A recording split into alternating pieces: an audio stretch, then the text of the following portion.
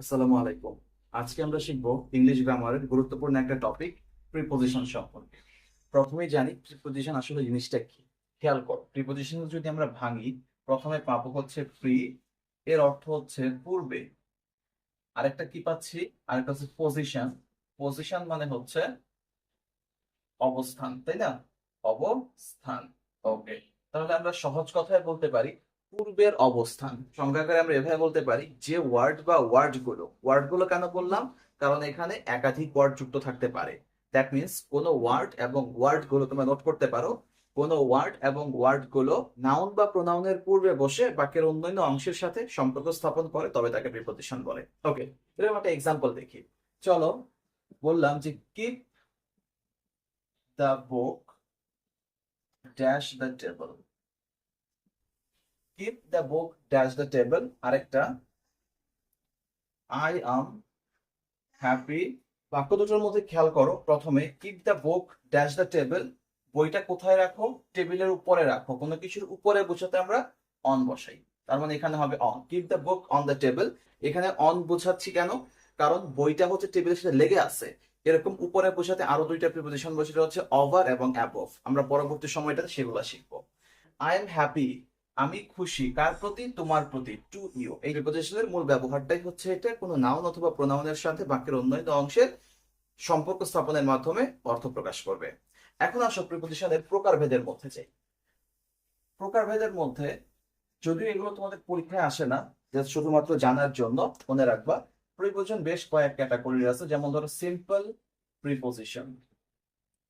Simple preposition. আচ্ছা, simple preposition কোনটা? Simple preposition হচ্ছে শুধুমাত্র একটা ওয়ার্ড নিয়ে গঠিত। এমন যে প্রিপোজিশন গুলো আছে সেগুলোকে সিম্পল প্রিপোজিশন বলে। যেমন ধরো অন আছে, অ্যাট আছে, তারপরে হচ্ছে ইন আছে। হ্যাঁ, এই সবগুলাই হচ্ছে সিম্পল প্রিপোজিশন। ওকে, এটার একটা এক্সাম্পল দেখি। ধরো আমি যদি বলি যে the students are waiting in the classroom. Classroom, okay. Students are waiting in the classroom, কোনো কিছুর ভেতরে বোঝাতে ইন বসে। ওকে, ক্লাসরুমের ভেতরে অবস্থান করতেছে, তাই এটা হবে ইন। ওকে, সিম্পল প্রিপোজিশনের পরে আমরা শিখবো হচ্ছে ডবল প্রিপোজিশন। ডবল প্রিপোজিশন কোনটা? ডবল প্রিপোজিশন হচ্ছে যখন একাধিক প্রিপোজিশন একসাথে যুক্ত হয়ে একটা প্রিপোজিশনের মতো করে কাজ করে, সেটা হচ্ছে ডবল প্রিপোজিশন। এক্সাম্পল হিসেবে বলতে পারি ইন আর টু যুক্ত হয়ে ইনটু হলো। আবার ধরো উইথ, একটা প্রিপোজিশন আর সাথে ইন যুক্ত হয়ে উইথিন হলো। দ্যাট মিন্স দুই বা ততোধিক প্রিপোজিশন যুক্ত হয়ে যদি একটা প্রিপোজিশনের মতো করে কাজ করে, তাহলে সেটাকে বলবো ডাবল প্রিপোজিশন।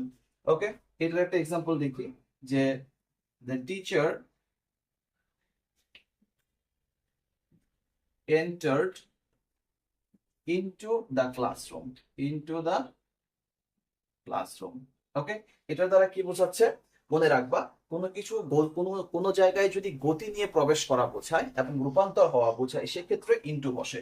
তার মানে টিচার কোথায় প্রবেশ করতেছে? ক্লাসরুমে প্রবেশ করতেছে, গতি নিয়ে ঢুকতেছে। তাই এই ক্লাসরুমের পূর্বে হবে ইনটু। বুঝাতে পারছো এই পর্যন্ত? ওকে, যদি এই পর্যন্ত বুঝে যাও, এখন আমরা পরবর্তী কয়েকটা প্রিপোজিশন দেখবো। Phrasal preposition, PHRA, phrasal preposition. Okay, এটা কেমন? মনে রাখবা, যদি একাধিক ওয়ার্ড মিলে একটা প্রিপোজিশনের মতো করে কাজ করে, তাহলে সেটাকে ফ্রেজাল প্রিপোজিশন বলে। যেমন ধরো in front, in front of. In front of মানে পাশে। এই একাধিক তিনটা ওয়ার্ড মিলে একটা প্রিপোজিশনকে প্রকাশ করতেছে, তার মানে এটা হচ্ছে phrasal preposition. By means of. By means of মানে হচ্ছে উপায়ে, যে কোনো উপায়ে, এটাও একটা প্রিপোজিশন। এটার একটা এক্সাম্পল দেখি, যে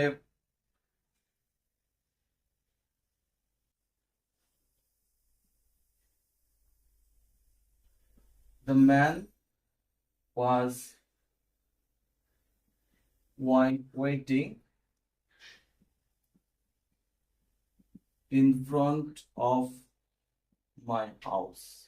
Okay, in front of my house, তার মানে the man was waiting, লোকটা অপেক্ষা করছিল কোথায়? in front of my house, আমার বাড়ির ঠিক পাশে অবস্থান করছিল, এরকম। আচ্ছা, এরপরে আরেকটা শেখো, সেটা হচ্ছে disguised প্রিপোজিশন। ওকে, এইটা কি মনে রাখবা, এই ডিসগাস্ট প্রিপোজিশনটা হচ্ছে অনেক সময়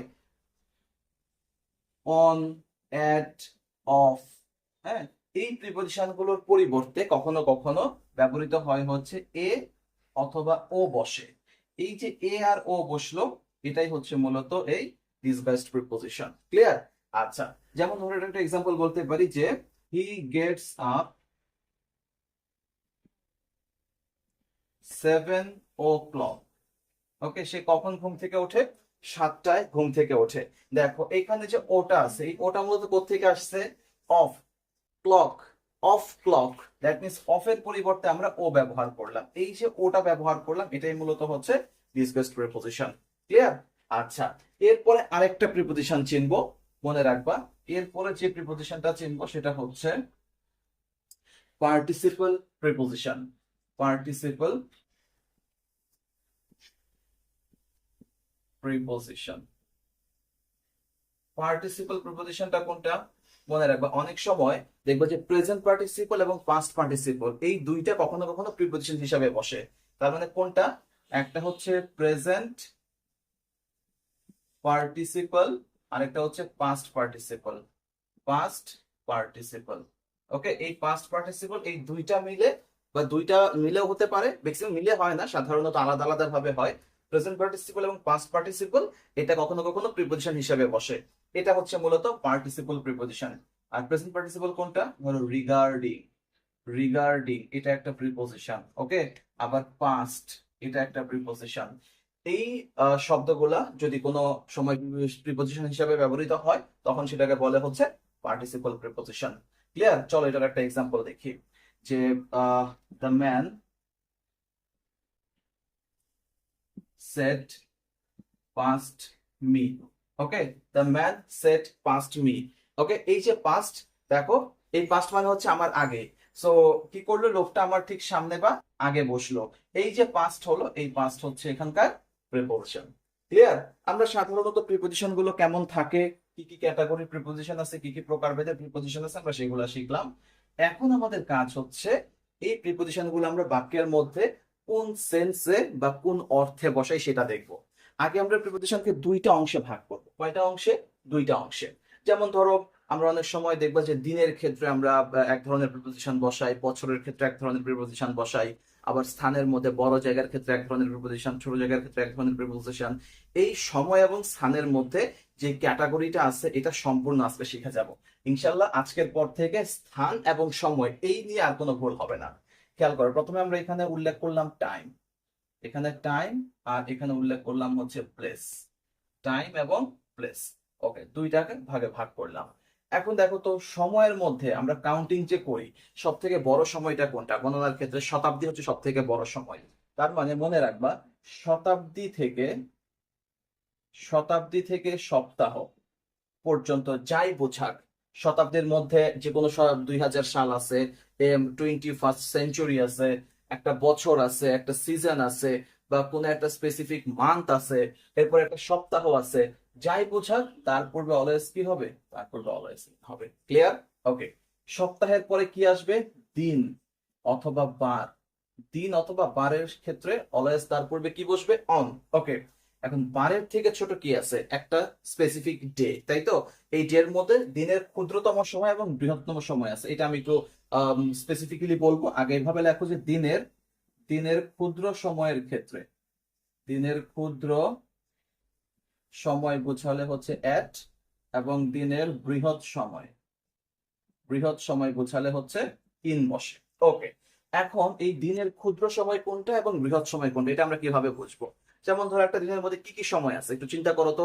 সকাল আছে, দুপুর আছে, সন্ধ্যা আছে, রাত আছে, রাইট? এরকম ভাবে আমরা দিনের বিভিন্ন সময়টাকে ভাগ করতে পারি। আমরা যদি এভাবে ভাগ করি, মনে রাখবা আমরা একদম সকাল থেকে, ভোরবেলা থেকে শুরু করি। একটা ভোরকে কি বলে বলো তো? ভোরকে হচ্ছে ডন বলে, ভোরবেলা, তাই তো? আচ্ছা, ডন। ভোরের পরে কি হয়? ভোরের পরে হয় হচ্ছে মর্নিং, মর মর্নিং। ওকে, সকাল। সকালের পরে, সকালের পরে আমরা বলতে পারি যে দুপুর, তাই তো? নুন। ওকে, নুনের পরে আফটারনুন। ওকে, আফটারনুনের পরে কি হয়? বিকেলের পরে হয় হচ্ছে ডাস্ক, গোধূলি। ওই যে সন্ধ্যার ঠিক আগের মুহূর্তটা যখন আকাশ লালচে হয়ে যায়, ডাস্ক। ডাস্কের পরে হচ্ছে ইভিনিং। ওকে, ইভিনিং এর পরে হচ্ছে নাইট। এই হচ্ছে আমাদের টোটাল 7টা দিনের সময় হয়। 3, 6, 7। ওকে, মনে রাখবা ভোরবেলা একটা ক্ষুদ্র সময়, তার পূর্বে অ্যাট বসবে। মর্নিং একটা বৃহৎ সময়, ইন বসবে। দুপুরবেলাও খুব অল্প সময়, তার পূর্বে অ্যাট বসবে। আফটারনুনও লম্বা সময়, তার পূর্বে ইন বসবে। ডাস্ক, গোধূলি খুব ছোট সময়, তার পূর্বে অ্যাট বসে। ইভিনিং, সন্ধ্যাটাও ছোট, কিন্তু এক্ষেত্রে ইন বসবে। আবার নাইটটা বড় হওয়ার পরেও তার পূর্বে অ্যাট বসবে। এই দুইটা হচ্ছে ডিফারেন্স। কেন বলি শোনো, গুড নাইট আমরা বলি বা নাইটটা শুধুমাত্র বিদায়ের বেলায় ব্যবহার করা হয়, যেহেতু বিদায়ের ক্ষেত্রে ব্যবহারটা খুব অল্প স্বল্প, সেক্ষেত্রে আমরা এখানে অ্যাট ব্যবহার করব। আর ইভিনিং, এটা আমরা যদি রাতে 9টা 10টার দিকেও কারোর কাছে দেখা করতে যাই বা কাউকে গ্রিটিং করতে যাই, তখন আমরা বলি গুড ইভিনিং। দেখো, এটা ব্যবহারটা বিশাল। সেই ক্ষেত্রে এখানে আমার ইভিনিং এর ক্ষেত্রে হবে ইন, এবং নাইটের ক্ষেত্রে হবে হচ্ছে অ্যাট। ক্লিয়ার? ওকে, এখন আসো প্লেসের ক্ষেত্রে। প্লেসে কি হয় মনে রাখবা, সব থেকে বড় বড় জায়গা কোনটা বলো? পৃথিবী এবং গ্রহ উপগ্রহ, পৃথিবীর বাইরে এইটা। তার মানে আমরা বলতে পারি যে মহাকাশ থেকে, মহাকাশের যত গ্রহ উপগ্রহ আছে, মহাকাশ, গ্রহ উপগ্রহ, গ্রহ উপগ্রহ, পৃথিবী, যাই বোঝাক, এই সবগুলোর ক্ষেত্রে কি হবে? সবগুলোর ক্ষেত্রে হবে অন। এবং পৃথিবীর মধ্যে যখন পৃথিবীতে চলে আসছি, এটার মধ্যে সব থেকে বড় কি বলো? মহাদেশ। মহাদেশ, মহাদেশ সব থেকে বড়। মহাদেশ থেকে বড় শহর, বড় শহর, যাই বোঝাক, তারপরে কি বসবে? তারপরে মনে রাখবো, তারপরে বসবে হচ্ছে ইন। ওকে, এবং ছোট শহর বোঝালে, ছোট শহর যদি বোঝায়, সেক্ষেত্রে অ্যাট। ক্লিয়ার? এতটুকু মাথায় রাখলেই হবে। আমরা দুইটা জায়গা দেখলাম স্পেসিফিক, একটা হচ্ছে সময়ের ক্ষেত্রে কোন ধরনের প্রিপজিশন বসে, এবং জায়গার ক্ষেত্রে কোন ধরনের প্রিপজিশন বসে। চলো এখন এগুলোর কিছু এক্সাম্পল দেখি। ধরো আমি যদি তোমাকে বলি যে দা অ্যাস্ট্রোনটস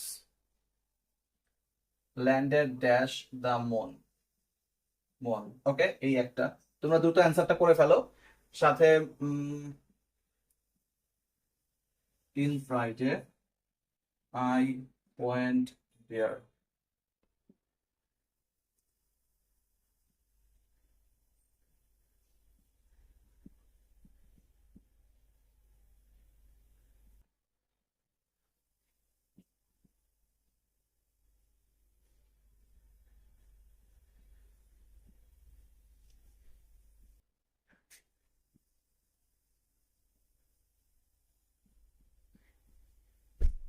2022।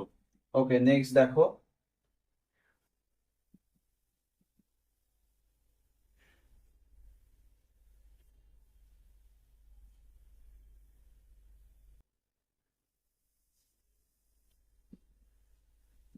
ক্যান্টনার নন। ওকে, আচ্ছা, নেক্সট আরেকটা দেখবো।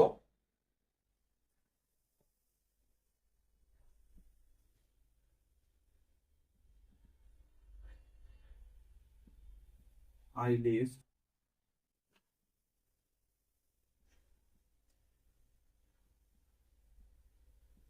ওকে, এই বাক্যটা খেয়াল করো, এখানে আমরা 5টা বাক্য লিখলাম। প্রথমটা, the astronauts landed dash moon. দেখো, এটা হচ্ছে গ্রহ উপগ্রহের যে কোনো একটা উপাদান, তাই তো? তার মানে এখানে হবে অন দা মুন। আমি যদি বলতাম যে উই লিভ ড্যাশ আর্থ, আমরা পৃথিবীতে বসবাস করি, তখন বলতাম উই লিভ অন আর্থ, এরকম। আচ্ছা, ফ্রাইডে, ফ্রাইডে একটা বার, বারের পূর্বে কি হবে? অন হবে, on Friday. Next, I join the office dash M. একদম নির্দিষ্ট করে বলছে সময়ের কথা, তাহলে হবে অ্যাট 10 AM সানডে, মানে হচ্ছে অন সানডে 2020। তার মানে এটা হচ্ছে ইন 2020। ক্লিয়ার? ওকে, এরপর আসো, আই টোক এ ক্যাটন্যাপ ড্যাশ নোন। দেখো, দুপুরবেলা, দিনের ক্ষুদ্র সময়, তাহলে at known. Okay, I live dash Uttara, Dhaka. Uttara হচ্ছে স্পেসিফিক্যালি ছোট জায়গা, ছোট জায়গার পূর্বে বসে অ্যাট, এবং ঢাকা হচ্ছে বড় জায়গা, তার পূর্বে বসবে হচ্ছে ইন। বলো বুঝতে পারছো কিনা? সময় এবং স্থানের ক্ষেত্রে আমাদের এই কয়টা প্রিপজিশনই বসে। চলো এখন পরের নিয়মগুলো দেখি। ওকে, এখন আমরা যে বিষয়টা দেখবো সেটা হচ্ছে একটা সিকোয়েন্সের মাধ্যমে প্রিপজিশন গুলা কিভাবে বসে সেটা দেখবো। ধরো আমরা এখানে একটা গাড়ি আঁকি, হ্যাঁ। যদিও আমি গাড়ি খুব ভালো আঁকতে পারি না, ধরে নাও এটা একটা খুব চমৎকার একটা গাড়ি, হ্যাঁ। আচ্ছা, এটা তো মাইক্রো বাসের মতো হয়ে গেছে মনে হইতেছে। আচ্ছা, যেটাই হোক, কিছু একটা মানে ধরে নিবা এটা একটা গাড়ি। ও, এটা পুরো হাইস গাড়ির মতো হয়েছে, বুঝছো? ওকে, ধরে নাও এটা হচ্ছে জানালা। আচ্ছা ধরো এটা হচ্ছে ডোর, ধরো ডোর এখানে একটা, আবার এইদিকে আরেকটা ডোর আছে, হ্যাঁ। আচ্ছা এই হচ্ছে এটা গাড়ি, ধরে নাও এতটুকুই বুঝলেই হবে। আচ্ছা এখন এই গাড়িটাকে নিয়ে আমরা একটু কল্পনা করব এখানে প্রিপোজিশন গুলো কিভাবে বসে। আচ্ছা খেয়াল করো, ধরে নাও এই গাড়ির সাথে উপরে এইদিকে একটা গাছ আছে, হ্যাঁ।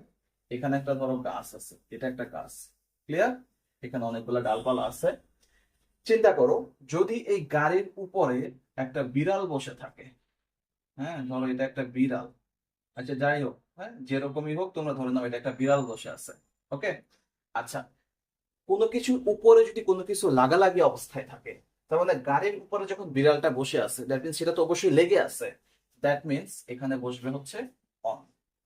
লিখে রাখো যে কোনো কিছুর উপরে বোঝাচ্ছে এবং সেটা লেগে আছে বোঝাচ্ছে, সেক্ষেত্রে হবে অন। মানে উপরে বোঝাতে মূলত তিন ধরনের প্রিপোজিশন বসে, একটা হচ্ছে অন, একটা হচ্ছে ওভার, আর একটা হচ্ছে অ্যাবভ। ওকে ফাইন, এই গেল এটা।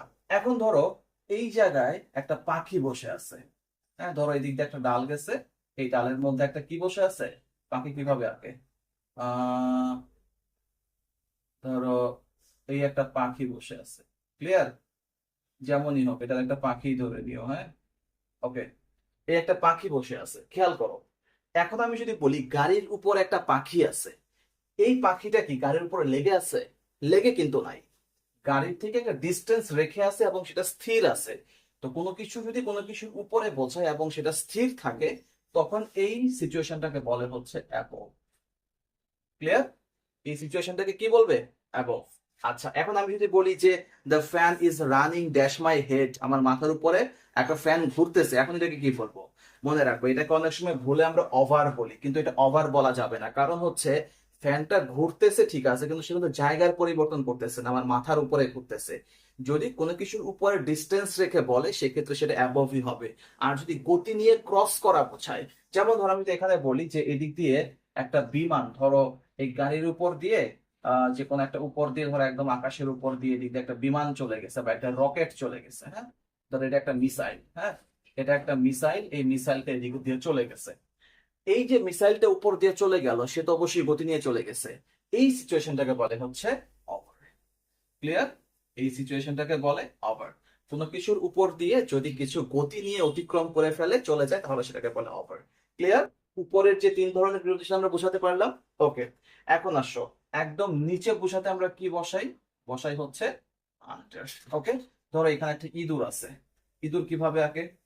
ধরো একটা ইঁদুর এভাবে আছে, হ্যাঁ, এটা একটা ইঁদুর, এটা একটা লেজ, কি হবে, এটা একটা ইঁদুর, হ্যাঁ, যেমন হোক তোমরা ধরে নেবে এটা একটা ইঁদুর। তো বলতে পারি যে red is a red set under the, কি বসেছিল আন্ডার দা কার, গাড়ির নিচে, সাধারণত নিচে বসাতে আমরা এই আন্ডারটাই বসাই। ক্লিয়ার? Okay fine. আচ্ছা এখন আসো, যদি গাড়ির ভেতরে কেউ বসে আছে এরকম কিছু বোঝাই, ধরো এখানে একটা ড্রাইভার বসে আছে। ওকে, এখানে একটা কি আছে, একটা ড্রাইভার বসে আছে, সে কি করতেছে, এই ধরো যে হাত দিয়ে গাড়ি চালাইতেছে। ওকে, সে সুন্দর আরাম করে বসে আছে। এটা কি চোখ, আবার ধরো এগুলো হচ্ছে তার চুল। ওকে, তো কোনো কিছুর ভেতরে কেউ অবস্থান করতেছে এরকম যদি বোঝাই তাহলে আমরা সেক্ষেত্রে কি বলবো? ইন। এখন আমরা গাড়ির মধ্যে দুইটা স্টিকার লাগাইলাম, চিন্তা করে এরকম যে এখানে ধরো এক ধরনের একটা স্টিকার লাগাইলাম, হ্যাঁ, এখানে একটা স্টিকার লাগাইলাম, এখানে একটা স্টিকার লাগাইলাম। ওকে, আচ্ছা এখন মনে রাখবা যে আমি যদি বলি যে কোনো কিছু একটা জায়গার উপরের দিকে আছে, উপরের দিকে হলে সেটাকে বলে হচ্ছে আপ, আবার নিচের দিকে হলে হচ্ছে down. The sign is up of the car, এবং আর যদি বলি নিচের দিকে তাহলে down of the car. Clear? Okay, এটা আসো। এখন আসো, কেউ একজন গাড়িতে উঠতে যাচ্ছে, কেউ একজন গাড়ির ভেতরে প্রবেশ করবে, তার মানে কোনো কিছু যদি প্রবেশ করা বোঝায়, আমরা প্রবেশ করার সময় কিন্তু একটা গতি নিয়ে প্রবেশ করি, গতি নিয়ে প্রবেশ করার ক্ষেত্রে বসবে হচ্ছে ইনটু। তাহলে এটাকে এভাবে বলা যায়, the passenger entered into the car, the passenger entered into the car. Okay, আচ্ছা এখন আসো, যদি আমি কোনো কিছু ঢিল দিই, ঢিল দিয়ে জানালার এদিক দিয়ে ঢুকে ওদিক দিয়ে বের হয়ে যায়, মানে ক্রস করে ফেলে, ধর একটা সারফেস, এই সারফেসের এখান থেকে ওই পাশে চলে গেছে, এটাকে বলা হচ্ছে থ্রো। তাহলে আমরা এটাকে কি বলতে পারি? ধরো আমরা এখানেও বলতে পারি জানালার এদিক দিয়ে প্রবেশ করে ওই দিক দিয়ে বের হয়ে গেছে, এই সাইনটাকে বলে হচ্ছে THROUGH, থ্রো। ক্লিয়ার? আচ্ছা ওকে, এই থ্রো নিয়ে আরেকটু তোমাদেরকে বলি। ধরো আমরা থ্রো এবং অ্যাক্রস দুইটাই কিন্তু একটা সিমিলার একটা বিষয়কে ইন্ডিকেট করে, যেমন ধরো থ্রো এবং হচ্ছে অ্যাক্রস। অ্যাক্রস। ক্লিয়ার? ওকে, আমরা ছোট সময় একটা গল্প পড়ছিলাম, যে গল্পটা হচ্ছে দুই বন্ধু জঙ্গলে ঘুরতে গেছে। তখন আমরা বাক্যটা এইভাবে লেখা ছিল যে the two friends were walking through the jungle. That means তুমি যদি কোনো উদ্দেশ্য ছাড়া র্যান্ডমলি কোথাও ঘুরে বেড়াও, তো সেটাকে বলে হচ্ছে থ্রো। ক্লিয়ার? আচ্ছা, এরপরে যদি র্যান্ডমলি না হয়, ধরো এখানে একটা বর্ডার লাইন আছে, হ্যাঁ, তোমরা রেস করতেছো, কার রেসিং হচ্ছে, যদি কখনো এই গাড়িটা দ্রুত ভাবে এসে এই লাইনটাকে ক্রস করতে চায়, সেটাকে বলা হচ্ছে অ্যাক্রস। তার মানে the car across the line, তার মানে গাড়িটা কি করলো, এই লাইনটা পার করলো। তো অ্যাক্রস মানে হচ্ছে কোনো উদ্দেশ্যে যদি কোনো কিছু অতিক্রম করা হয় সেটা হচ্ছে অ্যাক্রস। আর যদি উদ্দেশ্যহীন ভাবে কোনো কিছু অতিক্রম করা হয় বা কোনো কিছুতে এলোমেলো ঘোরাফেরা করা হয় সেটা হচ্ছে থ্রো। ক্লিয়ার সিকোয়েন্সটা? আশা করি তোমরা বুঝতে পারছো। চলো এই ধারণাগুলোর উপর ডিপেন্ড করে আমরা কিছু এক্সাম্পল দেখবো এখন। চলো এই পাঁচটা বাক্য খেয়াল করি। The plane flew away my head. বিমানটা আমার মাথার উপর দিয়ে উড়ে গেল, দ্যাট মিনস গতি নিয়ে উড়ে গেছে। কি হবে এখানে? Over. Okay. Boys are playing dash the car. যদি আমি বলি গাড়িটির পাশে বাচ্চারা খেলাধুলা করতেছে, তার মানে এখানে হবে কি? Beside. Beside. Okay. The dog jumped dash the wall. দেয়ালের উপর দিয়ে কুকুরটা লাফ দিল, তার মানে গতি নিয়ে চলে গেছে, আমরা এখানে কি দিব? ওভার। ওকে, এখন যদি আমি বলি যে কুকুরটি ওই দেয়ালের উপরে লাফ দিয়ে পড়লো বা লাফ দিয়ে দেয়ালের উপরে বসলো, তখন এটাকে বলে হচ্ছে অন্টো। কি বলে? এটাকে বলে হচ্ছে অন্টো। ক্লিয়ার? যে আমরা এভাবে বলতে পারি the cat jumped onto the table. বিড়ালটি টেবিলের উপরে লাফ দিয়ে বসলো। ওকে। A cat sat dash the table. টেবিলের নিচে যদি বসে থাকে তাহলে আমরা লিখবো আন্ডার, এবং উপরে বসে থাকলে লিখবো হচ্ছে on. Okay. The car past dash the line. গাড়িটা কি করলো? লাইনটা ক্রস করলো। ক্রস করার ক্ষেত্রে আমরা বলি অ্যাক্রস। আচ্ছা, গাড়ি মূলত যদি কোনো প্রতিযোগিতা বোঝায় তাহলে অ্যাক্রস, আর যদি সেরকম না বোঝে তাহলে হবে থ্রো। ওকে, এতটুকু শেষ করলাম। আচ্ছা, এখন ধরো আমরা যদি কোনো যানবাহনে চড়া বোঝাই, তাহলে কি বসে? মনে রাখবা, যানবাহনে চড়ার ক্ষেত্রে যদি আমি একটা এক্সাম্পল লিখি, যদি বলি হচ্ছে মোটর বাইক। মোটর বাইক এই একটা। আবার আমি যদি বলি ট্রেন, বাস, বোট, বাইসাইকেল। ওকে। এগুলোর ক্ষেত্রে কখন কি বসবে? মনে রাখবা, যেগুলোর উপরে বসা হয়, পিঠে চড়া হয়, পিঠে চড়া বুঝালে হচ্ছে অন। আর হচ্ছে ভেতরে বসে চড়া বুঝালে, ভেতরে বসে চড়া বুঝালে হচ্ছে বাই। ক্লিয়ার? এখন দেখো তো, মোটর বাইকের কি আমরা উপরে বসে চড়ি না? তাই এটা কি হবে? On motor bike. ট্রেনের কি ভেতরে বসি? তাই হবে ইন ট্রেন। বাস ভেতরে, ইন বাস। বোটের উপরে, সো অন। আর বাইসাইকেলের উপরে, এটা হবে অন। ক্লিয়ার? আচ্ছা, এটা গেল। আমরা এখন পরের আরো কয়েকটা প্রিপজিশন দেখবো। ধরো টু এবং টুয়ার্ডস, খুবই ইম্পর্টেন্ট। দুইটার কোনো দিকে বোঝায়। ওকে। দুইটাই কোনো দিকে যাওয়ার ক্ষেত্রে আমরা টুয়ার্ডস বসাই।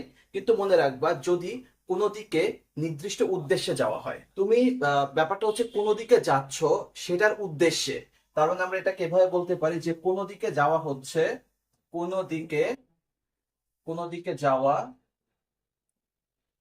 সেই উদ্দেশ্যে, সেই উদ্দেশ্যে। ব্যাপারটা হচ্ছে, ধরো আমি যদি বলি আমি স্কুলে যাচ্ছি, আমি একজন ছাত্র, স্কুলে যাচ্ছি, তার মানে স্কুলে যাওয়াটার আমার উদ্দেশ্য হচ্ছে আমি ছাত্র, তাই স্কুলে যাচ্ছি নির্দিষ্ট কাজের উদ্দেশ্যে। ডক্টর হসপিটালের দিকে যাচ্ছে, এই ধরনের ক্ষেত্রে হবে টু। কিন্তু আমি তো ডক্টর না। ধরো সাধারণ ক্ষেত্রে কোনো সাবজেক্ট যদি হসপিটালের দিকে যায় তাহলে সেটা হবে টুয়ার্ডস। ওকে। কোনো ব্যক্তি যদি পুলিশ স্টেশনের দিকে যায় তাহলে হবে টুয়ার্ডস, কিন্তু পুলিশ যদি পুলিশ স্টেশনের দিকে যায় তখন হবে টু। ক্লিয়ার? চলো এটা দুইটা এক্সাম্পল দেখি। আমি যদি বলি দা the police is going dash police station. Okay, the police is going police station.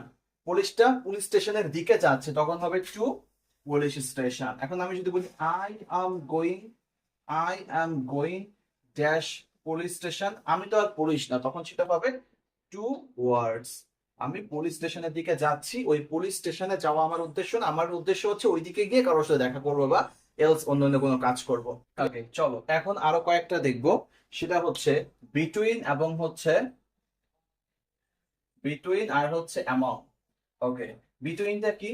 তুলনার ক্ষেত্রে আমরা এই প্রিপোজিশনটা বসাই, মনে রাখবা যদি দুইজনের তুলনা হয়, দুজন তুলনা হলে হচ্ছে বিটুইন, আবার অনেকের তুলনা হচ্ছে, অনেকের তুলনা, অনেকের সাথে তুলনা হলে হচ্ছে অ্যামং। আমি যদি বলি the land is divided to brothers, the land is divided between two brothers, কারণ এখানে দুই ভাইয়ের মধ্যে তুলনা বোঝাচ্ছে, সেক্ষেত্রে বিটুইন টু ব্রাদার্স।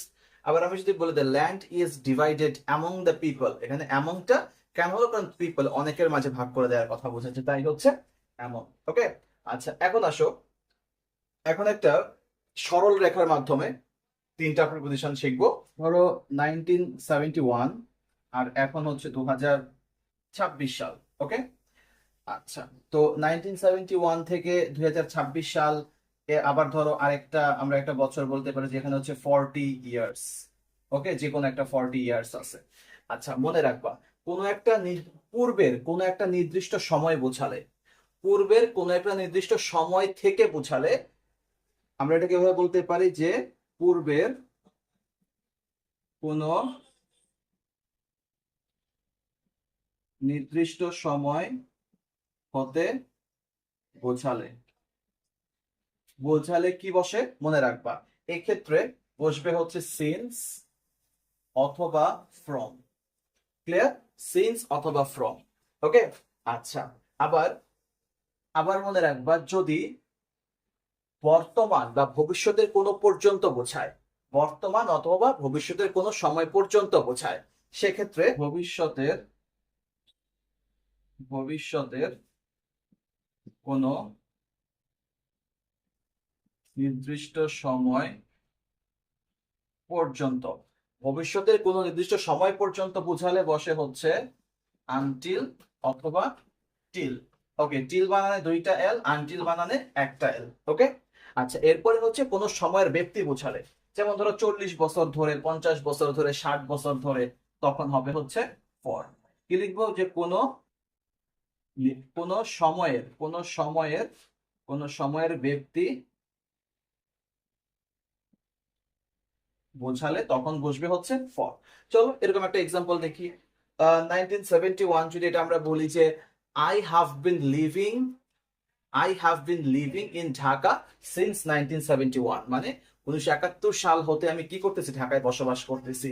বা ফ্রম 1971, অতীতকালের কোন নির্দিষ্ট সময় থেকে বোঝাতে আমরা সিন্স অথবা ফ্রম বসাই। ওকে, আবার ভবিষ্যতে যদি কোনো নির্দিষ্ট সময় পর্যন্ত বোঝায়, ওকে, তখন সেটা হবে কি? টিল।